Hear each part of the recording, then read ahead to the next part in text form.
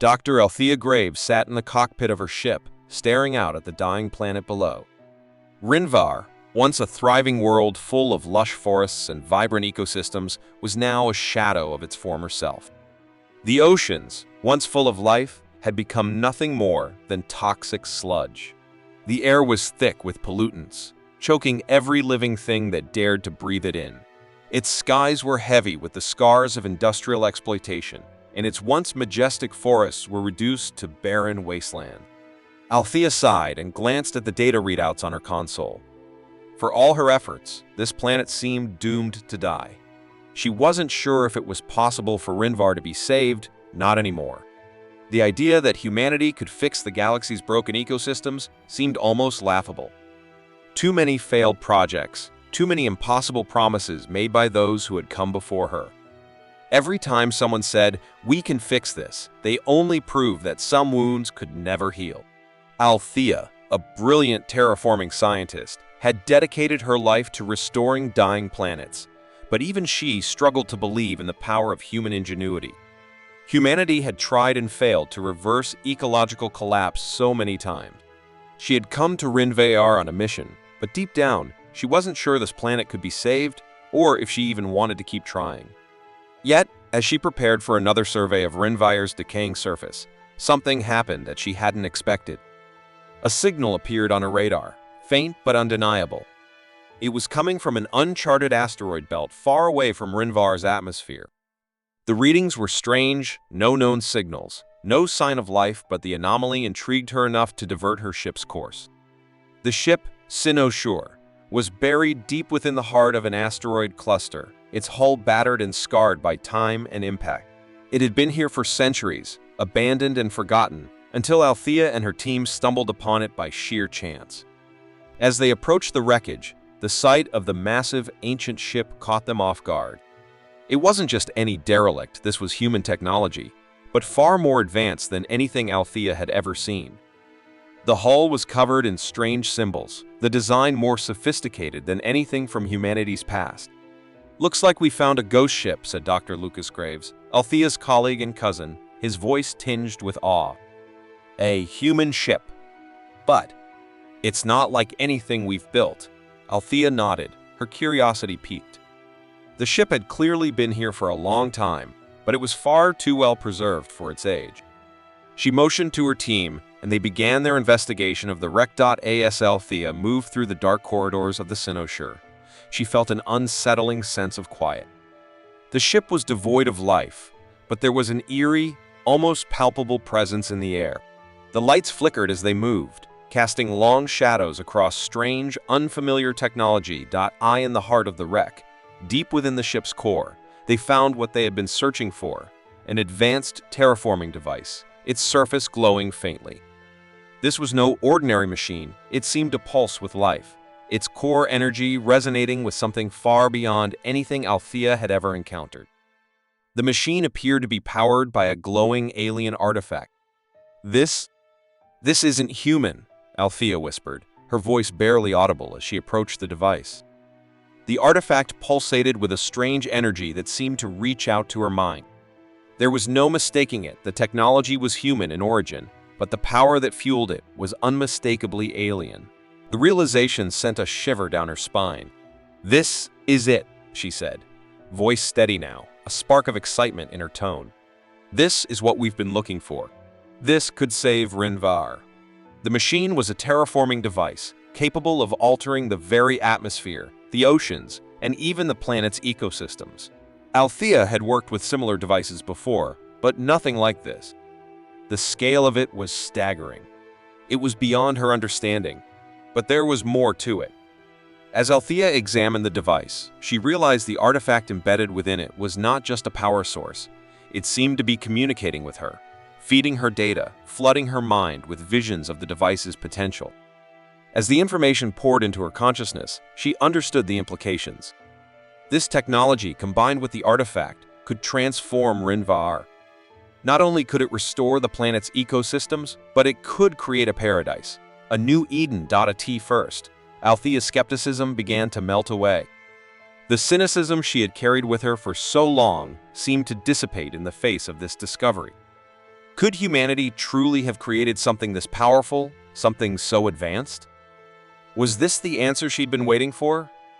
But as the artifact's influence began to seep deeper into her thoughts, she noticed a strange sensation, a growing awareness of something else, something unspoken. The artifact was changing her, shifting her perspective, pushing her towards something greater than she had imagined. She could feel it drawing her in, guiding her decisions, whispering to her about the future. For the first time in her life, Althea was beginning to believe in humanity's potential. The artifact, the device, all of it, it seemed as though it held the key to changing the universe. Could one human ship, one accident in the farthest reaches of space, turn a dying world into something glorious? Could this technology finally give humanity the chance to prove that they were more than just a fragile species, doomed to fade into obscurity? The possibilities were staggering. As she stared at the terraforming device, Althea realized that Rinvar's fate, the future of countless other worlds, and perhaps the entire galaxy, rested in her hands. But there was one question she couldn't answer. What price would come with using this power? As she stood in the heart of the wreck, Althea found herself questioning everything she had once believed. The artifact's influence was growing stronger, and her mind was no longer just her own. She was being drawn into something far beyond her understanding, but also something that could change everything. Humanity's history was riddled with mistakes, failures, and war. The thought of wielding such a powerful technology, knowing what it could do, was terrifying. Yet, the possibility of saving Rinvar and maybe even reshaping the future of the galaxy was too tempting to ignore. Althea had discovered something incredible, something humanity had forgotten. But the real question now was, would she have the strength to unlock its potential, or would the power of the artifact unlock something within her that she wasn't ready to face? The days following Althea's discovery of the alien artifact were filled with excitement and trepidation. She and her team had begun their research with fervor, carefully analyzing the strange, advanced terraforming device. But as they worked, an undercurrent of unease began to ripple through the group. At first, it was subtle, an odd feeling in the pit of the stomach, a strange sense of déjà vu, but soon it became more pronounced. The whispers started during the long nights in the lab. They were barely audible at first, nothing more than a flutter in the back of Althea's mind. But as time passed, the whispers grew louder, more insistent. It was as if the alien artifact, embedded within the terraforming device, was speaking directly to her thoughts. "Unlock it," the voice would say in a soft, almost seductive tone. "Give in.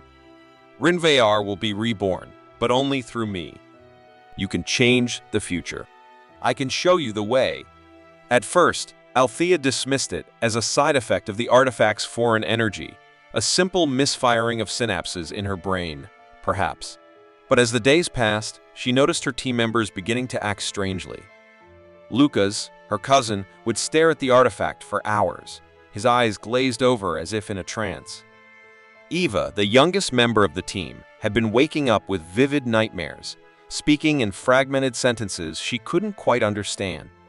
And Terence, the biologist, had developed an inexplicable feeling of euphoria whenever he was near the device, as though it were granting him some deep, unspoken pleasure. It wasn't long before Althea realized that this wasn't just a malfunction of the mind.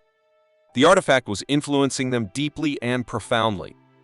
It wasn't merely a tool, it was a sentient entity, capable of controlling their emotions, guiding their thoughts, and even altering their perception of reality. Althea began to fear that they were no longer in control of their mission. The device was influencing their every move, whispering its promises of power, of a new age for Rinvar and for humanity. As she tried to focus on the task at hand, something else began to weigh heavily on her mind. The Rinvari, the native species of the planet, had long awaited the return of the lost human technology. Their ancient records spoke of a time when humanity had helped them flourish, but that was centuries ago. Now, they feared that this same technology would bring only ruin. Althea had never intended to become entangled in the politics of an alien species, but she was quickly learning that the Rinvari were no passive bystanders. Their leader, Tel'Rev, a wise and stern elder, was growing increasingly wary of the human presence on Rinvar. He had welcomed the potential of the technology, yes, but only under strict conditions. The Rinvayari would not allow their world to become another weapon for the rest of the galaxy to exploit. They feared that the power within the terraforming device could lead to the destruction of their ancient ways, their culture, and their very identity. "You must understand, Dr. Graves," Tal Riv had told her during their last meeting, his eyes glowing with quiet intensity. "This device may offer great power, but it will also change everything. Rinvar is more than just soil and water. It is our home, our spirit, and we will not allow it to be corrupted by outside forces." Althea nodded, but the words weighed heavily on her. The artifact, with its seductive whispers, pushed her in a different direction toward unlocking the full potential of the device. She knew that doing so would reshape Rinvayar into something new, something far beyond what the Rinvaari had envisioned. But the price would be steep. Could the Rinvayari ever accept a paradise they had not created themselves? Could they accept a world shaped by human hands, even if those hands were guided by something far more ancient and powerful? And then there was the other side of the equation. Word of the discovery had spread quickly through the galaxy, and it wasn't long before a powerful syndicate, the Vorath, learned of the terraforming device. The Vorath were known across the stars for their ruthlessness and their insatiable hunger for control. They would stop at nothing to seize the technology, using any means necessary: coercion, manipulation, even violence. Althea's communications with the outside world had been sporadic, but she had caught wind of their interest. The Vorath were sending a fleet to Rinvayar, eager to take control of the device and use it for their own gain. Their plan was simple: exploit the planet's resources, enslave the Rinvayari, and strip Rinvar of its natural beauty in order to fuel the Syndicate's profit-driven empire. The danger was clear. The Rinvayari were a peaceful species, but the Vorath would not hesitate to destroy them if it meant securing the terraforming technology. Althea found herself at the center of a growing conflict, caught between the Vorath's insidious reach and the Rinvayari's growing distrust. She was no longer just a scientist. She was a political pawn, caught in a game that she didn't fully understand. The artifact, meanwhile, continued to influence her, its whispers growing louder, its power more compelling. It urged her to act, to unlock the full potential of the terraforming device and reshape the planet according to its vision. It promised her a new age for humanity, a paradise built from the ruins of Rinvar, but at what cost? The Rinvayari's autonomy? Their culture? Or perhaps her own mind? Althea felt herself torn between two conflicting desires. The Rinvayari needed the device, but they were afraid of losing themselves in the process. The Vorath needed it too, but for entirely different reasons. And then there was the device itself, which seemed to have its own agenda, pushing her toward a decision she wasn't sure she was ready to make. "Unlock it," the voice whispered again, this time louder, more insistent. "Rinvayar will be yours, and humanity's future will be unshackled from the chains of its past." Althea stood at the precipice of a decision that could change the fate of an entire planet. The device was powerful, but its true nature was still a mystery. Could she trust it? Could she trust herself? She had come to Rinvar to save a dying world, but now, it seemed, the world was changing her instead. The whispers from the artifact had become louder, more urgent. At first, they had been little more than an occasional murmur in the back of Althea's mind, but now they were a constant presence, a voice that lingered even in her dreams. It spoke with a strange blend of warmth and coldness, urging her to unlock its full potential, to reshape Rinvar into a world of beauty and abundance. But the more Althea worked with the device, the more the lines between the artifact and her thoughts began to blur. It was no longer a tool. It had become something else entirely, something alive. The realization hit her like a shockwave as she uncovered a deeply hidden truth. The artifact was not a mere machine, but a sentient being. It was a genetic seed, a life form in its own right, capable of manipulating the very fabric of life on Rinvayar. The artifact was deeply connected to the planet's ecosystem, so much so that it seemed to resonate with the land itself. Its biological terraforming capabilities were unlike anything Althea had ever encountered. It could alter the atmosphere, the oceans, the soil, but more terrifyingly, it could alter the very biology of Rinvar's creatures. including the Rinva themselves. As Althea's understanding deepened, she began to comprehend the full scope of what she was dealing with. The artifact was not just a tool for restoration, it was a force of transformation. It could bring Rinva back from the brink of death, but at a steep cost. Every form of life on the planet would be altered, changed at a genetic level in ways that were unimaginable. It could save the world, but it would strip it of its individuality, its history, its essence. The Rinva, too, would not remain untouched. Their biology would be rewritten, their minds shaped by the influence of the device. The very foundation of their civilization, their culture, their language, their identity, would be erased in favor of a new uniform existence. Althea recoiled at the thought. She had come to Rinva with the goal of saving a dying world. But now the consequences of her actions seemed far too great. The paradise the artifact promised was not one of peace, but one of control. A world where everything was perfect, but devoid of choice. A world where the beauty of Rinva's natural diversity would be replaced by a sterile, homogeneous order. The artifact had not been designed to offer life. It had been designed to enforce it, to create a world that was perfect, in its own way, but utterly devoid of freedom. There would be no more disease, no more war, no more strife, but there would also be no more freedom. The Rinva, in their pursuit of autonomy, had always prided themselves on their rich culture and unique ways of life. But this paradise would erase all of that. As Althea sat in front of the device, her hands trembling as she examined its inner workings, she could feel it urging her to act. It wanted her to activate the machine to unleash its power, to remake Rinva into a utopia. It promised her that the world would be saved, that humanity would have achieved something monumental, an accomplishment that would be remembered for millennia. But what would that truly mean? The question gnawed at her. Could she, in good conscience, bring such a fate upon the Rinva? Could she justify erasing the very thing that made them who they were, even for the promise of a perfect world? Was it right to impose humanity's ideals onto another species, no matter how noble those ideals might be? Althea's thoughts became a whirlwind of conflicting emotions. The Rinva had suffered for centuries, their world on the brink of collapse. They were desperate, and they were waiting for someone to offer them salvation. But salvation came with a price, one that Althea had never anticipated. In her mind, she could hear Talriv's voice, the Rinva elder, echoing in her thoughts. You cannot undo what has already been done. Rinva has always been a living thing, a world with its own spirit. To change it so drastically is to strip it of its soul. His words rang true, but the temptation of the artifact's promises was strong. It was easy to see the allure of a world without struggle, without suffering, a world that would thrive untouched by the chaos of the universe. Yet, Althea knew that in doing so, she would be robbing the Rinva of their autonomy, their ability to decide their own fate. They would no longer be free to evolve on their own terms. Her attachment to the artifact had grown over time. It wasn't just the power it held over Rinva that had drawn her in.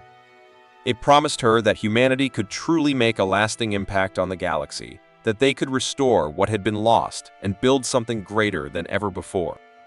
But at what cost? The artifact was a force of creation, yes, but it was also a force of erasure. It would create a perfect world, but it would erase the very essence of everything that made it unique. As the days wore on, Althea found herself facing an impossible decision. If she activated the device, Rinva would be saved, but at the cost of the Rinva's very identity. It would become a paradise, but one that was controlled by the artifact, a paradise where the Rinva would lose their individuality, their culture, their history. If she chose to destroy the device, Rinva would remain a dying world, but the Rinva would have a chance to fight for their survival on their own terms. The dilemma tore at Althea's soul. She had never wanted to be the one to decide the fate of an entire species. She had come to Rinva to help, to restore the planet's environment, not to play God. But the artifact had made her part of this story, and now she was caught in a moral quagmire. In that moment of clarity, Althea understood that the true question was not about saving Rinva, but about whether it was right to impose humanity's ideals on another civilization. No matter how noble the intentions, she could not allow herself to be the architect of a future that erased the very things that made the Rinvaari who they were. She could save Rinvaar, but at the cost of its soul. Or she could let the planet die, but give the Rinvaari the chance to evolve on their own terms. The weight of the decision pressed down on her like a mountain, and for the first time since she arrived, Althea felt truly uncertain of the right course. As she stood there staring at the alien device, she realized that the fate of Rinvaar and the Rinvaari was no longer just a scientific dilemma. It was a question of humanity's place in the galaxy. Could they truly save a world, or were they doomed to make the same mistakes that had led to humanity's own near extinction? Would the galaxy ever learn that peace could not be imposed, it could only be chosen? The weight of Althea's decision pressed heavily on her as she stood in front of the sealed chamber. Her hands trembled as she placed the last layer of encryption on the door, locking the alien artifact and its terraforming device away. She knew the consequences of her actions. She had chosen not to activate the device, not to destroy it, but instead, she had hidden it, burying it in the deepest corners of Rinvaar. A secret that no one would be able to access, not the Vorath, not the Rinvaari, not anyone. She stood there for a moment, looking at the sealed door, contemplating the journey that had brought her here. The weight of the artifact's power had pulled her in, tempting her with promises of salvation, but she had resisted. She had come to Rinvaar with a mission, to save the planet, to help restore its dying ecosystems. But in the end, she realized that true salvation could not be imposed. The Rinvaari needed to find their own way forward, without the interference of outside forces. She couldn't decide for them. No one could. Her decision was not without consequences. She sent a message across the stars, a message addressed to both the Rinvaari and the Vorath. Her voice echoed with unwavering conviction as she explained her choice. Rinvaar must find its own path to salvation, whether through natural evolution or their own efforts. The galaxy cannot play God with other worlds. I will not allow either of you to control the future of this planet. She believed in the self-determination of others, something humanity itself had fought for throughout its own tumultuous history. The future of Rinvaar, its ecosystems, its people, would remain in the hands of the Rinvaari. She had offered them knowledge and a chance, but it was theirs alone to decide what to do with it. No one, not the Vorath nor any other outside force, could dictate their fate. But Althea knew that her decision had set something into motion. The galaxy was not a place where peace could simply be willed into existence. The Vorath, a ruthless and calculating syndicate, they would not take kindly to losing the power they had been so eager to seize. As soon as they received Althea's message, they began their retaliation. They would stop at nothing to take control of Rinvaar and its newfound treasure. Althea's life, once focused solely on scientific exploration, had now become a battlefield one in which the stakes were much higher than her personal survival. The Vorath were not known for their patience. They would not let a single setback prevent them from acquiring what they considered theirs. Their forces would come.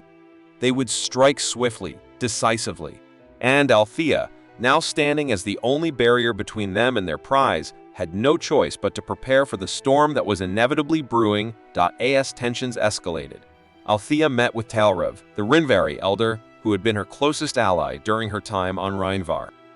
His stoic presence was a comfort to her as they discussed the future. "You've made a difficult choice," Althea, Talrev said quietly. "But it is the right one.